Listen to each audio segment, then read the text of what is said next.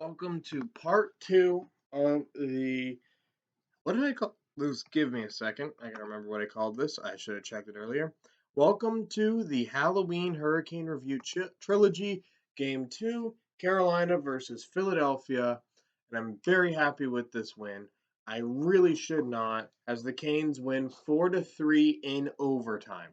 And I mean, I will say this was kind of three phases of this game. The first phase, Carolina played unbelievable. Good hockey, got two goals. Jordan Stahl gets a goal. The third line just plays absolutely phenomenal. Get a two-goal lead, and then they shit it away with stupid penalties, bad back checks. And I mean, like, the Stahl line still played well, but when I say the Stahl line was the only line for Carolina that played well tonight for the first two, for that whole stretch of hockey. They truly were. Martinook, Foster, and Stahl controlled the pace, and they were the only Hurricanes line to do so. I hope Derek Stepan is okay. The fourth line with Stashny, Nason, and Stepan, I hope he's okay. I don't think they played bad, but they're the fourth line, so it's not like, they can't, they generally speaking on paper, they can turn the tide of a game. And they just gave up the lead. Not only did they give up two goals, they come up and the trying to remember who scored. I think it was Konechny's goal. He comes in with the puck and he's just able to dangle in the slot with no one on him and shoot it after having 3 seconds. Of course, he's going to score. I was Necas' guy. However, I cannot be mad about Necas because when Carolina was sitting there playing absolutely terrible hockey for the second game in a row, they are not playing Hurricanes hockey. They're playing I can definitively say for the month of October at least, will they continue that way? Who knows? They were playing a good team, and they were once again going to throw it away and continue to be playing mediocre hockey. I felt like this was the Carolina Hurricanes from 2012 because they almost made the playoffs in 2011.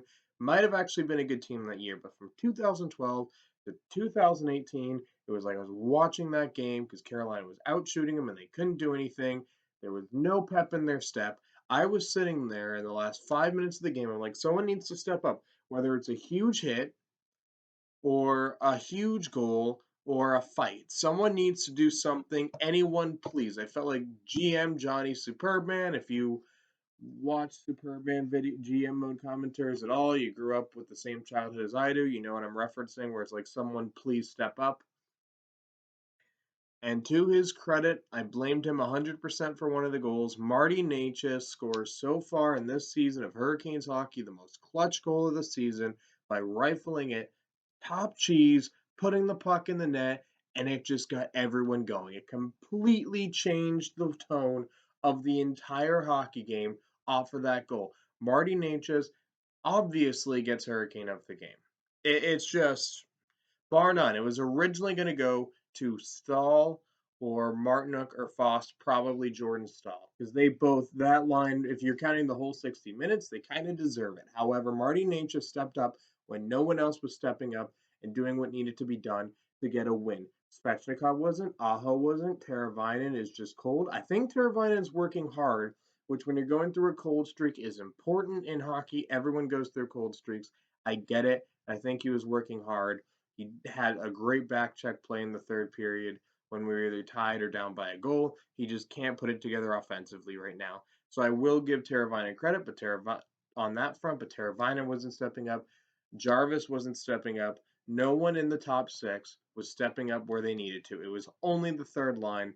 The defense was fine because Carolina's defense is just consistently great. However, they weren't doing anything special.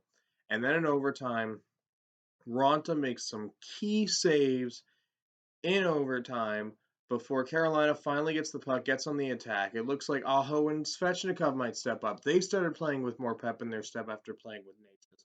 Even at the end of the third period, after Natchez had that goal, Aho, Svechnikov, and Natchez played amazing together. I think that should be the first line from here on out until you need to switch things up again. But for right now, those guys earned it.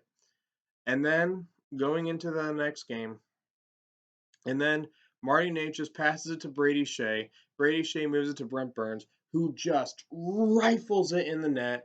And through in all of this because Marty Necas and Ranta stepped up in overtime too. Ranta started playing better. I think he let in a weak goal tonight. Although the games are blending together a little bit when I look through, I've just watched 6 periods of hockey, 3 more periods to go. But everyone started having more energy after Necas scored the goal. Even Brent Burns. Brent Burns got the slap shot OT winner. Great feel good moment. However, Necas just scored the most important goal of the season so far. Carolina's been playing lousy hockey ever since really after the Seattle game. But they come through here. They get the win against, at the time, the top seed in the Metro. We'll do a standings check at the end of this Halloween Hurricane Review trilogy. After that, but as of right now, Marty Necas scores the most important goal against the top team in our division as we approach the end of the month in the first 1/10 of the season. And I cannot say enough about Marty Necas tonight. Marty Necas, I was one of the people. I will admit, even through the beginning of the season, I've criticized Marty Necas probably way more than he deserves. Even while watching this game, I still criticized him. However, Marty Necas has 100% proven me wrong on trading him for like a Brendan Lemieux or another player or anyone like that. Marty Necas truly deserves to be on Carolina. He has proven with this game alone to be an insanely important part of our season. He's been part of the best line of Hurricanes hockey so far, not counting this game where the third line stepped up. Him, Kotkaniemi, and Svechnikov. I think Aho should be there to get Aho going. Kotkaniemi, I think, with his stupid penalties, doesn't really deserve to be playing with those guys tonight. I will say that Carolina took way too many stupid penalties and that could lay over. That's one thing that makes me nervous. However, it doesn't matter because tonight or that night, Carolina should absolutely enjoy their game. So yeah, that's it. I'll see you guys later tonight. Click the bell if you want to be notified when I upload the third video of this Halloween Hurricane Review trilogy, which will be tonight's game against Washington. I know the score was tied 2-2 at one point, so we'll get into that. However, if you guys like the content I'm producing on the channel, don't forget to hit like and subscribe. And yeah, that was a big win for Carolina.